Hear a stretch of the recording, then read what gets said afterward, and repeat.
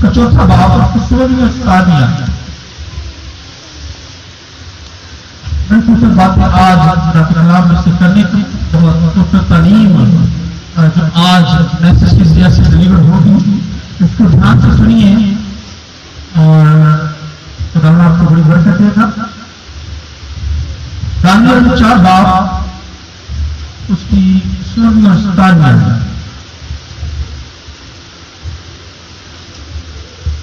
उसका दिल इंसान का दिल ना रहे बल्कि उसको भगवान का दिल किया जाता है और उसका साफ दौर गुजर जाता है।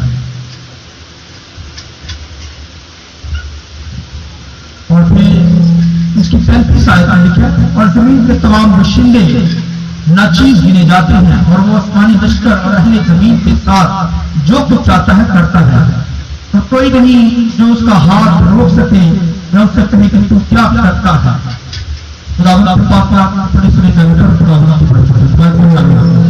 शुक्रिया सर। मेरा जो आज का सब्जेक्ट है उसको हैवान का दिल दिया जाएगा। तो वो जो मैसेज है बहुत अहम मैसेज है इसलिए का, तो प्लीज इसको ध्यान से सुनिए।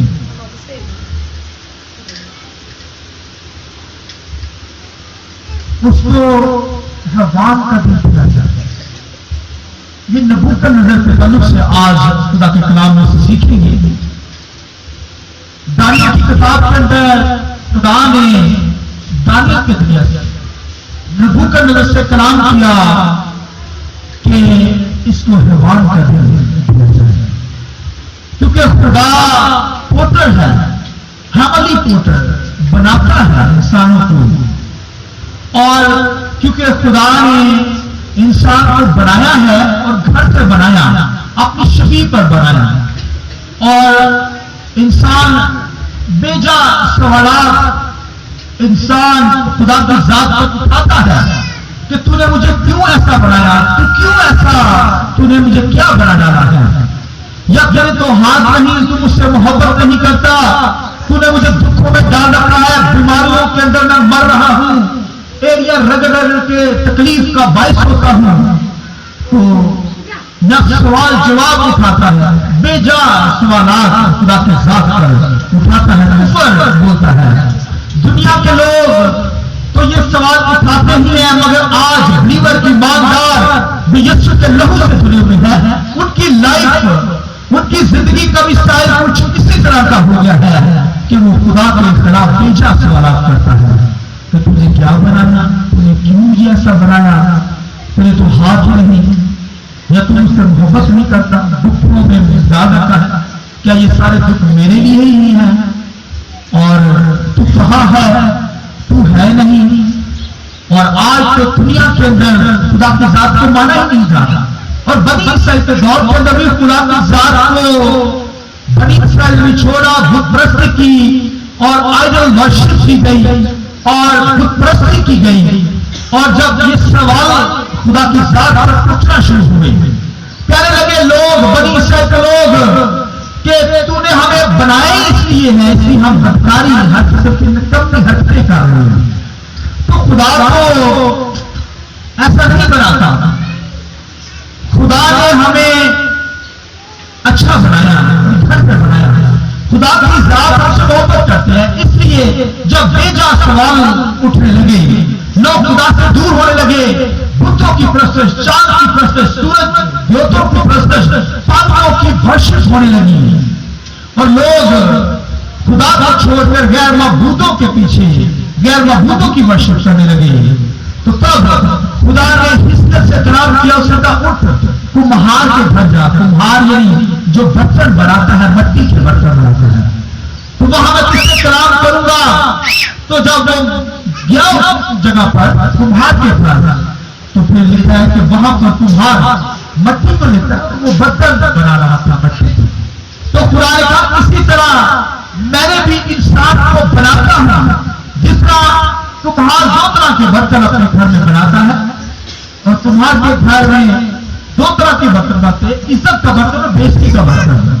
लिहाजा खुदा ने कहा मैं भी ऐसे ही विशेष बनाता हूं, बर्तन बनाता हूं। खुदा हेवनली यानी पोर्टर हाउस के अंदर, आसमानों के अंदर इंसानों को बनाता है, या तो विश्व ऑफ ऑनर के लिए बनता है इंसान, या विश्व ऑफ डिसऑनर, इज्जत का बर्तन या बेइज्जती का बर्तन है। तो खुदा लिखे इंसान से इंतहा मोहब्बत करता है, उसके हाथों से बनाता है, प्यार से बनाता है, मोहब्बत से बनाता है, और मट्टी से ही इंसान को बनाया गया है, और उसके नफ्सों के अंदर जिंदगी का दम तुम्हारे डाला तो इंसान जीती जान हुआ। रूह बदन जान के अंदर जिंदगी बसर करता है। जब रूह और जान जिस्म से निकल जाती है देन इंसान की मौत वाक़या हो जाती है। तो इसलिए खुदा ने इंसान से इंतहा मोहब्बत की है, और खुदा के प्रीडेस्टिनेशन के इल्म के अंदर जानता है। प्रीडेस्टिनेशन का इल्म यानी इसका मतलब खुदा पहले से यानी टू डिसाइड बिफोर हैंड, खुदा ऑलरेडी पहले से जानता है। खुदा हमारी जात से वाकिफ है और उसने पहले से हमें जाना, पहले से मुकर्रर किया। यानी खुदा के कलाम में लिखा है कि यह सबके खून के वसीला से उसने पहले से हमें बरगजीदा कर रखा है। और क्योंकि उसने लिखा है इफ्सियों के हाथ के अंदर पहले बाप के अंदर, अब पढ़ सकते हैं घर से जाकर, उसकी 4 और 5 आयत के अंदर लिखा है, चनांचे उसने हमको बनाए आलम से पेशकश से चुन लिया ताकि हम उसके नजदीक मोहब्बत में पाक और बेऐब हो, और उसने अपनी मर्जी के नेक इरादे के मुआफिक लेकिन हमें अपने लिए बेशतर से मुकर्रर किया हुआ है कि यीशु मसीह के वसीला से उसके लापालक बेटे और बेटियां हो जाए। तो यीशु के वसीला से उसने लिखा और बनाए आलम से, जब आलम नहीं बने थे, कायनात का वजूद नहीं था, खुदा ने मसीह में मुझे और आपको चुन रखा है। लिहाजा खुदा से मोहब्बत करता है, खुदा ने चाहता है कि हम इज्जत के बर्तन हों। खुदा को इज्जत का बर्तन बनाता है और बेइज्जती का भी बर्तन बनाता है ताकि अपना नाम दुनिया के अंदर मशहूर करे। और अगर जो लोग यीशु मसीह को कबूल नहीं करते, खुदा की इबादत नहीं करते, खुदा की वर्शिप नहीं करते, तो खुदा उनके दिलों को सख्त कर देता है ताकि वो खुदा की हुजूरी में ना आ सके। और वो आते भी नहीं, दुनिया के अंदर घूम रहते हैं, सोए रहते हैं, दुनिया की एक्टिविटी के अंदर खोए रहते हैं, दुनिया अपनी जिंदगी कदर होती है, लिहाजा वो बेइज्जती का बर्तन होते हैं। फिर ऐसे ऐसे खुदा ऐसी आपके रूह पर नाज़िल करता है ताकि खुदा आपके नाम को मशहूर करे, जाहिर करे कि मैं हूं। तो जैसे फारूक जैसे लोग, फैरो जैसे लोग लिखा 10 आफतें वहां पर खुदा ने नाज़िल की, वहां आफतें नाज़िल हुई तो सारा शहर तबाह हो गया, मिस्र भी तबाह हो गया, मगर फारून भी वहां पर तबाह हुआ क्योंकि वो बेइज्जती का बर्तन था। इसलिए खुदा की इज्जत का बर्तन बनाता है। और आज जो लोग कलीसिया के अंदर ईमानदार खुदा की हुजूरी में नजर आते हैं वो इज्जत का बर्तन है। तो जो खुदा की हुजूरी में नहीं नजर आते, आप उसे जान सकते हैं कि वो बेइज्जती के बर्तन होने के लिए बनाए गए हैं। इसलिए वो खुदा की हुजूरी में नहीं आते, उनको तफरीक ही नहीं होती, उनको नसीब ही नहीं होता कि वो खुदा की हुजूरी में आए और जगह पर वक्त गुजारते रहते हैं, क्योंकि वो बनाए आलम से पेशतर से नसीब में नहीं चुने गए। इसलिए वो दुनिया के अंदर ही आपको नजर आएंगे। लिहाजा खुदा ने दुनिया के अंदर बादशाह मुकर्रर थे। खुदा जो है वो बादशाहों का बादशाह है और शाह अजीम खुदा है। शाह अजीम, शाह बादशाह है, किंग है, कायनात का बनाने वाला, हर चीज उसके अख्तियार में है, जिसे चाहता है अपने अख्तियारात दे देता है। और खुदावंद के कलाम में बादशाहों को भी खुदा ने अपने अख्तियारात दे दिए हैं। बादशाहों के अंदर जितनियां दुनिया के अंदर बादशाहियां आती हैं, ये सब खुदावंद की तरफ से होती हैं। बेशक बादशाह दुनिया के अंदर जो आते हैं वो दुनिया के अंदर बेइज्जती का बर्तन क्यों ना हो, मगर खुदा की तरफ से ही ये अथॉरिटी, ये अख्तियारात, ये पावर खुदा देता है। और लिखा है कि दानियल को खुदा ने दानियल से कलाम किया और नबूकदनेस्सर ने लिखा है कि ख्वाब देखा, और जब ख्वाब देखा तो उसने एक मूर्ति को देखा। लिखा है उसका सर सोने का, फिर उसका लिखा है कि सीना और बाजू के बारे में लिखा है, और उसके बाद लिखा है उसका शिकम के बारे में लिखा है। फिलिप्पियस की टांगें राने जो थी वो लिखा लोहे की, और फिलिप्पियस के पांव की उंगलियां एक मूर्ति देखी गई, वो कुछ लोहे की और कुछ मट्टी की। तो आप देखिए सर हल सोने का।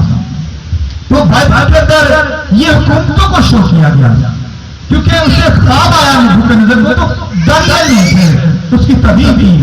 और दानियल को देखिए नबूकदनेस्सर के दौर के अंदर, उस दौर के अंदर बाबल की हुकूमत के अंदर, बेबीलोन की हुकूमत के अंदर खुदा ने नबूकदनेस्सर को वहां पर बादशाह बनाया और अपना अख्तियार दिया, अथॉरिटी दी, पावर दी उसने, खुदा ने उसे, और उसने बड़ा वहां पर बाबल के अंदर काम किया। उसने ऐसी ऐसी तमीरात की, वहां पर उसने दीवारें ऐसी बनाई, इतनी मोटी दीवारें थी कि उसके अंदर सराख नहीं किया जा सकता था, और उसके ऊपर 4-5 रथ स्पीड के साथ दीवार के साथ दीवार के ऊपर गुजर सकते थे। यानी इतनी मोटी दीवार, दुश्मन अंदर आ नहीं सकता था। इस कदर उसने अपनी मुल्क के इर्द गिर्द डिफेंस को बनाया, दीवार को बनाया। उसके ऊपर 5-6 रथ ऐसे भागते थे। इस कदर उसने अपने मुल्क की प्रोटेक्शन कर रखी। फिर उसने दीवारों के ऊपर, बड़ी बड़ी दीवारों के ऊपर उसने बागात लगा रखी थी, और दूर से ऐसे नजारे थे कि ऐसे लगता था कि जैसे आसमान के ऊपर, यानी फिजा के अंदर ही बाग लगी। इस कदर उस दौर के अंदर, नबूकदनेस्सर के दौर के अंदर, बाबल के अंदर बड़ा इल्म था। वहां पर आलम रहते थे, मैथ का इल्म था, एस्ट्रोनॉमी का इल्म था, हर किस्म के अलूम वहां पर मौजूद थे। हम अगर जब दानियल और नबूकदनेस्सर, दानियल को और फिर शद्रक मिशक अबेदनगो को जब वहां पर असीर करके गुलाम बनाकर लाया गया, तो खुदावंद के कलाम ने लिखा, इस कदर उनके पास इल्म था, बाबल के पास, बेबीलोन के मुल्क के अंदर, नबूकदनेस्सर के दौर के अंदर बहुत इल्म था। मगर लिखा दानियल और शद्रक मिशक अबेदनगो का इल्म 10 टाइम से बढ़कर था। आइए खुदावंद के जलाल के लिए जोर से लगा है। लिखा वो नॉलेज से फर्क थे, मगर खुदा का लोग दानियल उससे भी नॉलेज में आगे था। Hallelujah, hallelujah. खुदा अपने लोगों को नॉलेज देता है। और लिखा है कि वहां का नबूकदनेस्सर मान गया, हैरान हो गया खुदा की ताकत को, खुदा की कुव्वत को, कि दानियल के अंदर खुदा की रूह है, खुदा काम करता है। तो वो मानता था। और एक दफा शद्रक मिशक अबेदनगो को उसने आग की भट्टियों में डाला, जब वर्शिप खुद की करने के लिए उसने हुक्म जारी किया, तो उन्होंने जब नहीं की तो लिखा उसको आग की भट्टियों के अंदर से फेंक दिया। मगर खुदा खुद, क्योंकि वो अंदर से खुदावंद के प्लान के अंदर थे, खुदा ने उनको चुन रखा था, वो विश्व इज्जत के बर्तन थे, विश्व ऑनर के बर्तन थे। लिहाजा खुदा ने खुद आकर उनको आग की भट्टियों से बचा लिया। और नबूकदनेस्सर ने उस वक्त भी करार दिया कि वाकई तुम्हारा खुदा का है तमाम खुदाओं से, क्योंकि उस मुल्क के अंदर बड़े ही उसने बड़े बुत बना रखे थे, खुदाओं की प्रस्तुत करता था, मबूतों की प्रस्तुत की जाती थी, ईंट पत्थर से बनाए बुतों की वर्शिप, पात्रों की वर्शिप की जाती थी। नबूकदनेस्सर खुद परस्त बादशाह था। और मगर जब उसने देखा कि आग भी शद्रक मिशक अबेदनगो को जला नहीं सकती, तो लिखा है खुदावंद के कलाम में, उसने कहा तुम्हारा खुदा जो है बड़ा है। फिर उसने दानियल को भी बाइबल में लिखा, खुदा के कलाम के अंदर उसने शेरों में मार कर डाला था। और जब उसने देखा तो शेर भी उसे खा नहीं सके, 3 दिन के भूखे शेर। तो उसने ये कहा, इकरार किया, उसने ये कहा अपना दबाव से कहा कि ऐ दानियल निकला, क्योंकि तेरा खुदा मेरे खुदाओं से बड़ा है। आइए खुदावंद की जलाल से ऐसा खुदा जो फैसले से बड़ा आलम में हमें जानता है, वो नबूकदनेस्सर को भी जानता है, बादशाहों को भी जानता है। उसने जितनी दुनिया के अंदर बादशाहियां की हैं उन सब को जानता है, और उसने वकालत कर रखी है वो बादशाहियां। खुदा की तरफ से ये फौरना, ये करार मिलते हैं। और खुदावंद के कलाम के अंदर आप पढ़ सकते कि जो बादशाहियां गुजरी हैं, सबसे पहले सुपर पावर जो थी मिस्र की हुकूमत हुई, मिस्र की हुकूमत ये सुपर पावर गुजरी है।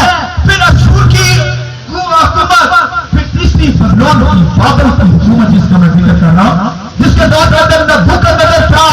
और उसके बाद खुदावंद के कलाम के अंदर लिखा है इसके बाद पांचवी हुकूमत पूरी इख्तियारात देखिए कुरान में, और फिर उसके बाद यूनान, उसके बाद रोम की हुकूमत, और उसके बाद रिवाइव रोम। ये सब मूर्ति को जब दिखाया गया नबूकदनेस्सर को, तो जो तीसरी सुपर पावर थी ये बाबल की हुकूमत थी। खुदा ने उसे बड़ा दे रखा था उस मुल्क के अंदर, उसने अख्तियारात किए, उसने बड़ा काम किया, उसने बड़ी तमीरात की और बहुत बहुत जबरदस्त उसने अजूबे बना डाले उस दौर के अंदर। बाबल के अंदर आपको अजूबा मिलता होगा मशहूर। मगर एक दिन जब वो अपने महल में चल रहा था, सुनिए चल रहा था, तो वहां पर कहने लगा ये सारी शान शौकत मेरी तरफ से है। घमंड उसके अंदर आ गया, तकब्बुर उसके अंदर आ गया। तो लिखा कहने लगा कि ये सारी शान शौकत मैंने बनाई है, हालांकि ये इख्तियारात खुदा देता है।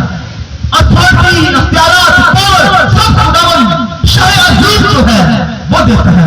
खुदा शाह अजीम है, इसके अलावा कोई नहीं है। वो अपने आप को कहने लगा मैं शाह अजीम बादशाह हूं। लिखा है खुदा ने फिर उसे ख्वाब दिखाया। जब वो सो रहा था तो बेचैनी की हालत में उठ खड़ा हुआ, डर गया, खोज रहा हुआ, घबरा गया। और फिर उसने अपने आलमों को बुलाया, अपने जादूगरों को बुलाया, जितने लोगों के खेल लोगों को बुलाया, मगर वो इन ख्वाबों की तबदील न कर सके। मगर लिखा उसने दानियल को बुलाया, फिर दानियल ने ख्वाब की तबदील की। उसने देखा कि एक बहुत बड़ा दरख्त है, वो समाज को छू रहा है, तमाम परिंदे उसके ऊपर बैठे हुए हैं। तो वो बड़ा बड़ा है, बहुत बड़ा बढ़ गया, हरा भरा है। तो फिर दानियल ने इसकी तबीयत की, उसने कहा कि दानियल तूने जो ख्वाब देखा है ये दरख्त तू है, तेरी सल्तनत बहुत बढ़ गई दुनिया के अंदर। उसकी सल्तनत अगर है भी बाबल की तो पूरी दुनिया के अंदर है। ये हिंदुस्तान पाकिस्तान भी बाबल का हिस्सा बन गया था। अमेरिका हर मुल्क बबीलोन का हिस्सा था। इतनी बड़ी उसकी हुकूमत थी, इतना इख्तियार खुदा ने दिया हुआ था उसे, मगर उसके अंदर लिखा तमाम गरूर समाया। लिखा उसे ख्वाब खुदा ने दिखाया। उसने कहा कि ये देख ले, दानियल ने कहा कि तूने एक बहुत बड़ा दरख्त देखा है जिसका कोना जो ऊपर से वो स्थान को छू रहा है, यानी इस कदर मैंने तुझे बचा दिया। तो दानियल ने कहा ये दरख्त तो ही है जो ज़ुल्फ़िकार का था। इस कदर तुझे खुदा ने अख्तियार दिए। शायद ही खुदा ने कायनात का बाबा खुदा है जो अख्तियारात देता है, बेशक से हमें जानता है। और लिखा एक आसमान से कदूसी आया, फरिश्ता आया, उसने उसे नीचे से उसे काट डाला और सूख कर खत्म हो गया। लेकिन ऊपर से आवाज आई क्या कदूसी नीचे से इसका तना रह देना ताकि उस पर ओस पड़े और फिर इसे नदियों से बांध देना उस तने के, उसके तने के बारे में लिखा है। लिखा ऊपर से नीचे, यानी उसके नीचे से काट दिया गया। आसमान से कदूसी आया, उसे काट दिया। उसने कहा कि तू जो अपने आप को शाह अजीम कमाल में तेरे अंदर समाया है नबूकदनेस्सर, अब सोच ले, अब सुन ले गौर से कि तुझे खुदावंद के कलाम में क्या खुदा कहता है कि तुझको हैवान का दिल दिया जाएगा। तूने अपने अंदर तकब्बुर समाया, घमंड समाया, लिहाजा लिखा कि तुझको हैवान का दिल दिया जाएगा। तू बैलों की तरह घास खाएगा और लिखा आकाश की तरह तेरे पर होंगे, जानवरों की तरह तेरे नौकर नहीं कराएंगे। खुदा ने उसे कहा, उसकी सोच हैवानियत कैसे हो गई। लिखे तो दानियल ने उसे बताया कि बादशाह तेरे लिए यही बेहतर है कि तू गरीबों की मदद कर, यतीमों की मदद कर और अपने अंदर से शक्ति खत्म कर दे। दिन खुदा तुझ पर रहम करेगा।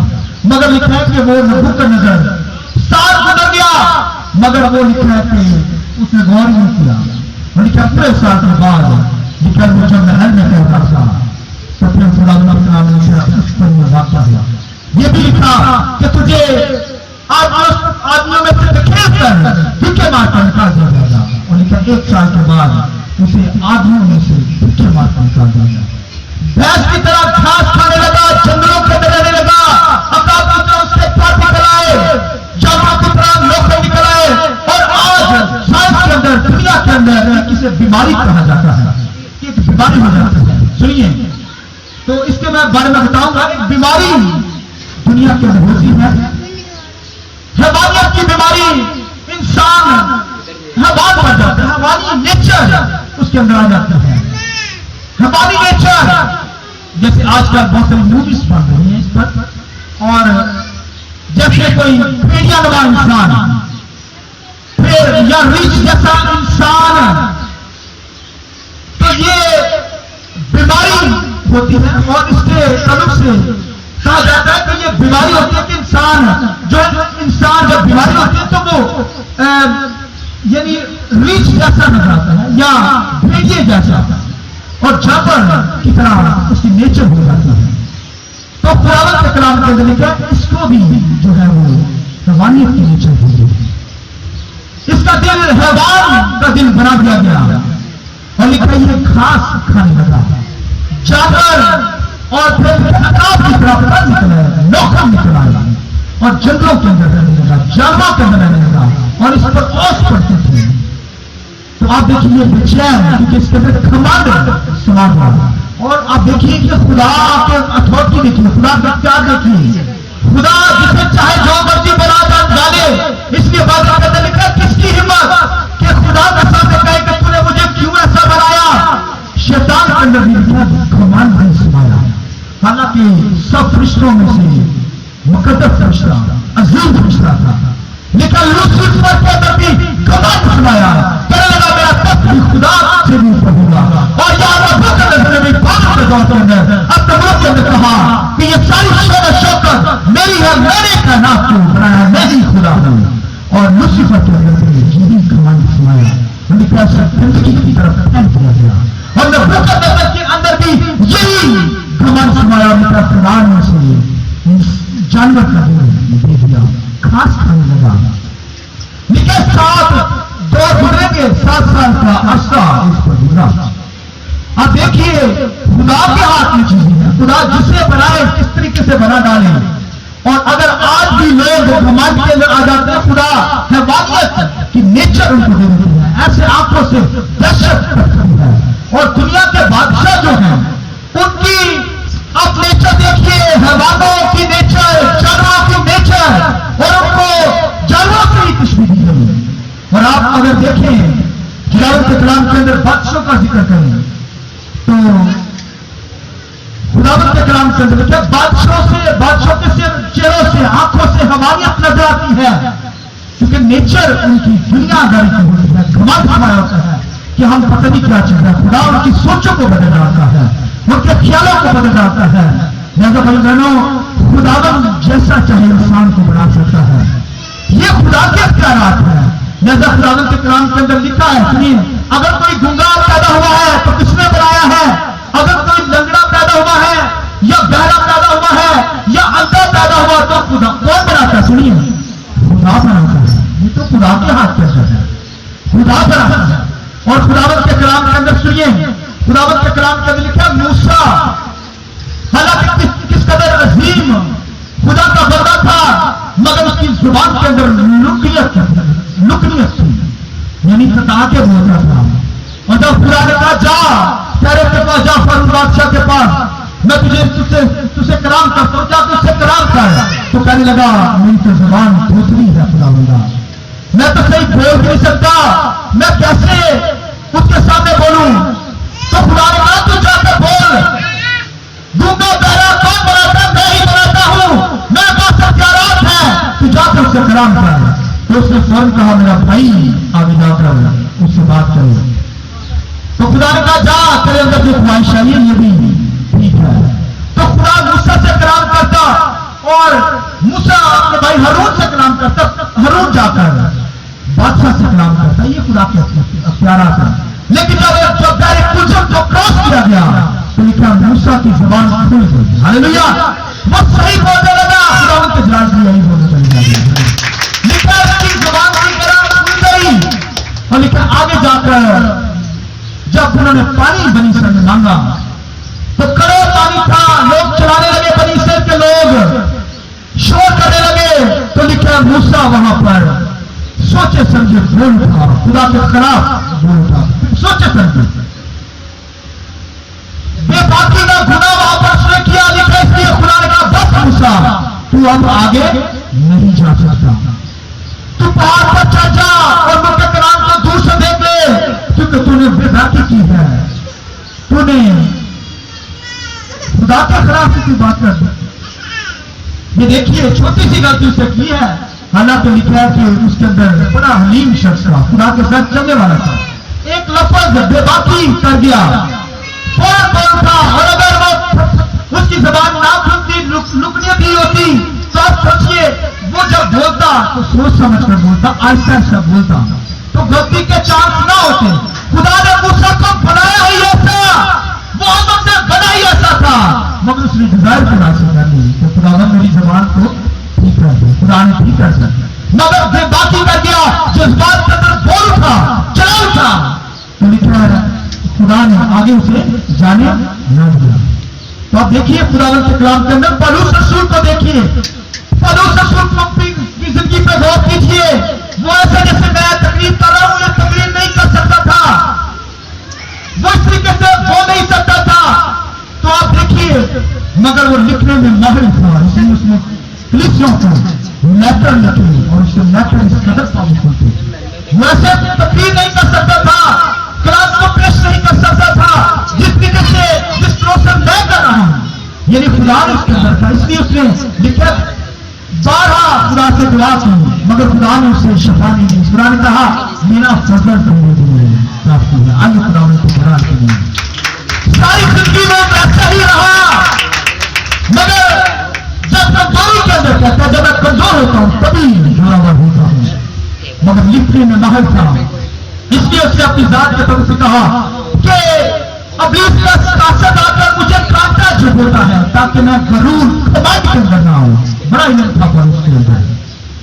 इसी तरह नबूकदनेस्सर के अंदर लिखा बहुत इल्म था, उसके दौर के अंदर हर किस्म का इल्म, हर किस्म की प्रेसिस थी, मगर उसके जिंदगी के अंदर जब मन में समाया, खुदा ने कहा बस अब तुझे किसका भी मिलेगा, भगवान का भी दिया जाएगा। हवानियत तेरे अंदर आ जाएगी, 7 साल तक तू हैवान रहेगा, हवानियत के अंदर रहेगा। जब उसने खुदावंद के कलाम में लिखा है कि जब उसने जाकर तौबा की, 7 साल गुजरे, घास खाई, जंगलों के अंदर रहा, जानवरों के अंदर उसका बसेरा था। 7 साल के बाद उसकी अकल ठिकाने आई, उसने खुदा से माफी मांगी। और यहाँ पर बाइबल के अंदर दानियल की किताब में लिखा, उसने चलाकर कहा, उसने कहा खुदावंद तू ही शायद अजीब है, कायनात का बनाने वाला, हर चीज का बनाने वाला है। जब उसने ऐसा कहा तो तुम्हारा बहाल हुआ। आमीन। इसलिए क्या कि उसका टुंडा, उस रफ का टुंडा रहने देना। और उसने जब माफी मांगी तो खुदा ने उसे क्या किया, बहाल किया, उसे 7 तारीख को उसकी अकल वापस आई। और आप देखिए ये अकल खुदा ने उसे वापस दी, तब वो लिखा दोबारा बाहर किया गया। और आप देखिए खुदा के साथ, खुदा के पास सरकारात है, अथॉरिटी खुदा के पास है। और अब सोचिए कि बिलाल नबी की गदी को लिखा खुदा ने अकल दी, तो वो इंसानों की तरह बोलते। आमीन। लिखा उसने इंसानों की तरह बोलकर नबी से कहा, बिलाल नबी से कहा कि आगे तो मौत का फरिश्ता है, तलवार पकड़े हुए किधर जा रहा है, मार देगा मुझे। लिखा खुदा ने उसे अकल दी। तो खुदा के प्यारात को समझिए, खुदा के साथ कभी ऐसे बेजा सवाल ना करें कि तू क्या बनाता है, तूने क्यों ऐसा बनाया। भाई अगर खुदा ने आपको खुदा बनाया तो खुदा ही ने बनाया है, और खुदा ने अगर आपने ऐप रहता है तो खुदा ने बनाया। लिहाजा जब तौबा करेंगे, माफी मांगेंगे, तो फिर खुदा क्या करता है, आपको बहाल कर देता है। नबूकदनेस्सर ने खुदा के कलाम में लिखा है कि जब माफी मांगी तो खुदा ने क्या किया, उसे बहाल किया। लिहाजा खुदा के कलाम के अंदर बेशुमार बादशाहों की नेचर लिखी हुई है। और अगर आप बाइबल के अंदर खुदा के कलाम के अंदर देखें तो बेशुमार ऐसे लोग थे दुनिया के अंदर बादशाह थे।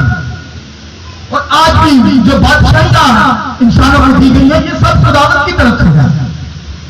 मगर जो लोग तकब्बुर के अंदर आते हैं, जो बादशाह, जो लोग मगरूर हैं, गरूर के अंदर आते हैं, तकब्बुर करते हैं कि ये शान और शौकत कायनात का हर हिस्सा हमने खुद से कमाया हुआ है, खुदा की तरफ से नहीं है।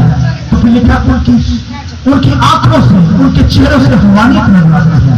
और इसलिए बाइबल के अंदर, खुदा के कलाम के अंदर लिखा है कि यूनान का जो सिकंदर आजम था, जिसने पूरी दुनिया फतह की, लिखा उसकी नेचर बच्चों को मारा, दुनिया को मारता चला गया, क्योंकि उसकी हवानियत उसके अंदर थी।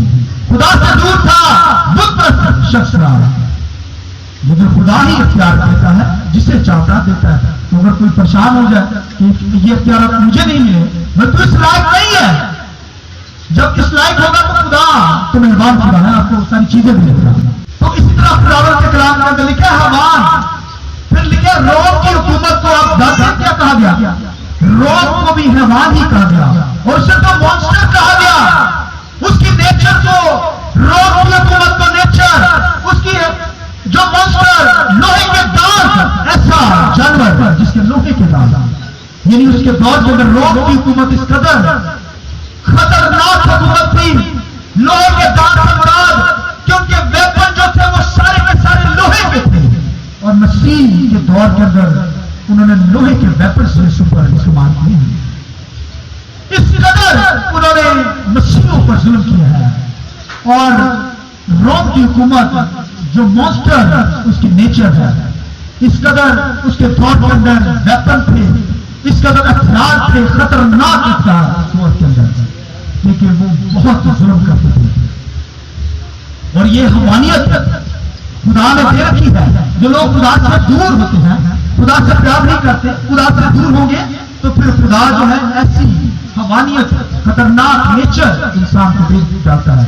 उनकी आंखों से आपको हवानियत नजर आएंगी, जानवर नजर आएंगे, फिर उनके काम जानवर जैसे होंगे, नोच लेंगे इंसान को, किसी की बहन को, किसी की बेटी को नहीं देखेंगे, क्योंकि हवानियत है, हमारी नेचर, जानवर एनिमल नेचर उनकी जिंदगी के अंदर है। उनको नहीं होता मां कौन है तो बहन कौन है। इस कदर बदकार सोच होती है, नकमी सोच, गंदी सोच उनकी होती है, क्योंकि हवान है ना, हवानियत उनके अंदर होती है। और बाइबल के अंदर आप देख सकते हैं कि फिर आज के दौर के अंदर आप गौर करें, इस कदर जबरदस्त वेपन हुकूमतों ने बना रखे हैं, एक्टिव बम, वही चल जाए तो इंसान ऐसी सो जाए, हवा के साथ फिनिश हो जाए, पूरी दुनिया एक सेकंड के अंदर फर्क है। अब सोचिए, इस कदर वेपन बनाए हैं, केमिकल है बम के अंदर, और फिर आप देख सकते हैं कि ऐसे ऐसे लड़ाके जहाज इंसानों ने बनाए हैं, अपने लिए ही बनाए हैं। तो आप देखिए, आज भी इस कदर लोगों का नॉलेज है, लोग बनाते हैं, और फिर मिसाइल बनाएंगे कि मैं हथियार जो है दुनिया के अंदर आपको नजर आएंगे। ये सब जो है आप देखिए उनकी नेचरों से, उनके रवैयों से, उनके चेहरों से, उनकी आंखों से आपको हैवानियत नजर आएगी। जो लोग खुदा से नहीं प्यार करते, फिर खुदा उनकी सोचों को, उनकी नेचर ऐसे बना लाता है। इसलिए लिखा है, भूखा नजर जब उसे हैवान का दिन दिया गया, 7 साल गुजरे, तब उसने माफी मांगी, अपने आप को प्रोफेट किया, हलीम किया, तब खुदा ने क्या उसको दोबारा बहाल किया और उसने खुदावंत की मस्ती की, खुदावंत की शुक्रगुजारी की। इसलिए आज खुदा हमें जिंदगी देता है, हमें सेहत देता है, इसलिए हमें खुदावंत की प्रोसेस करनी, खुदावंत के नाम को जला देना है, क्योंकि खुदा ने हमें बनाया है, वो बेशतर से हमें बनाता है, हमसे मोहब्बत करता है, उसने हमें इज्जत का बर्तन बनाया, ताकि हजूरी, खुदा की हजूरी में आकर उसकी हजूरी में नजर आए, वर्शिप करे, प्रोसेस करे, उसके कलाम की शीमा हो। इसलिए अगर आज भी कोई खुदा से दूर है तो खुदा फिर ऐसा दिल देता है जो हैवानी नेचर होती है, एनिमल नेचर, जानवर